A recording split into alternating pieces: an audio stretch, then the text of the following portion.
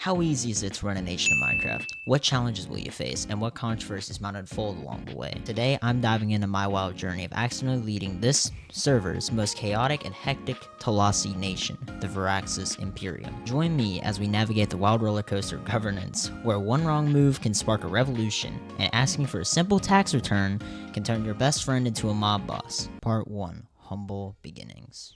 You see, Viraxis Imperium wasn't built in a day. In fact, multiple months of planning was necessary to make Viraxis Imperium. That wasn't even supposed to be a nation in the first place. It was supposed to be an alliance in the beginning. But I'll get more into that, and I'll get more into that later. Let's for now talk about Astoria.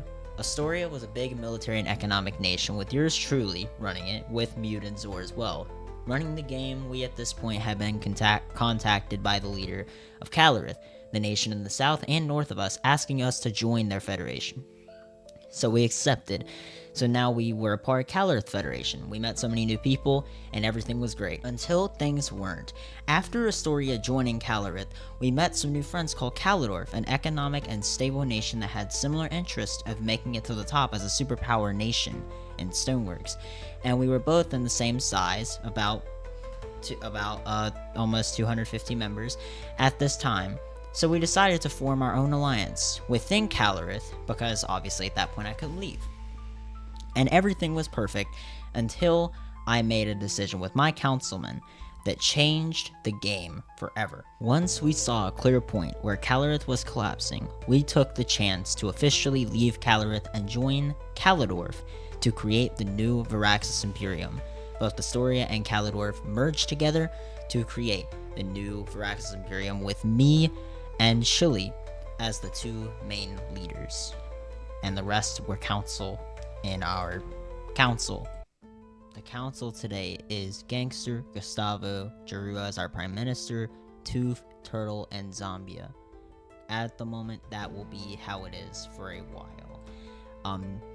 Now we will talk about the Kaladorf side of all of this current conflict. You see, Kaladorf is a huge mining sensation.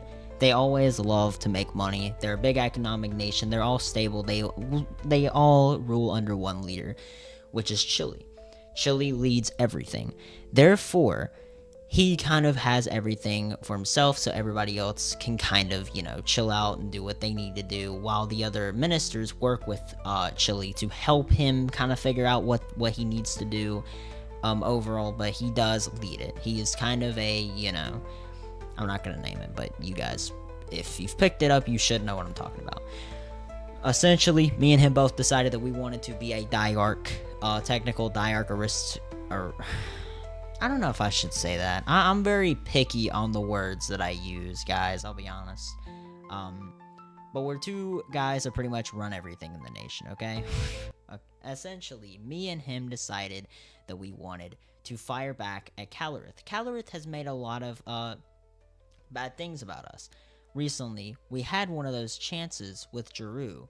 Jaru sent us a message saying that Dracoria was at a total state of wanting to leave Calarith at one point.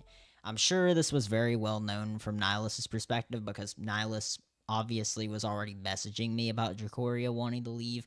Dracoria was literally in the grasp of wanting to leave.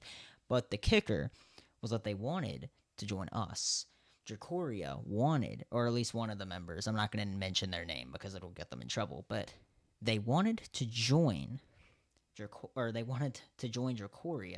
into Viraxis, which was very good. That was very surprising to hear, because that's obviously a new part of the whole country. That's perfect.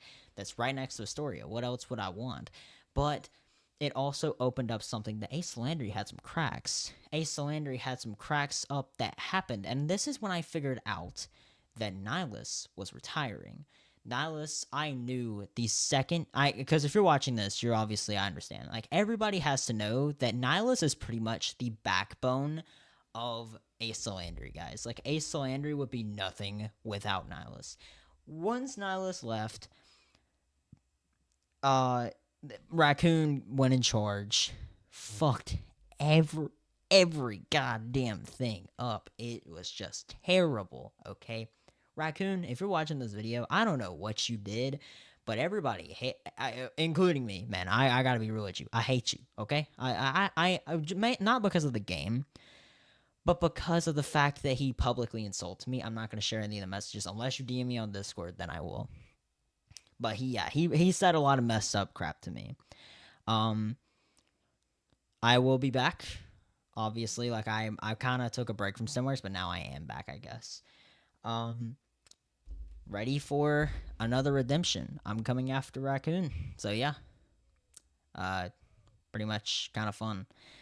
But yeah, pretty much that was pretty much all of the Viraxis parts of everything that I had to share. So thank you guys for watching. I appreciate you guys sticking in through the video.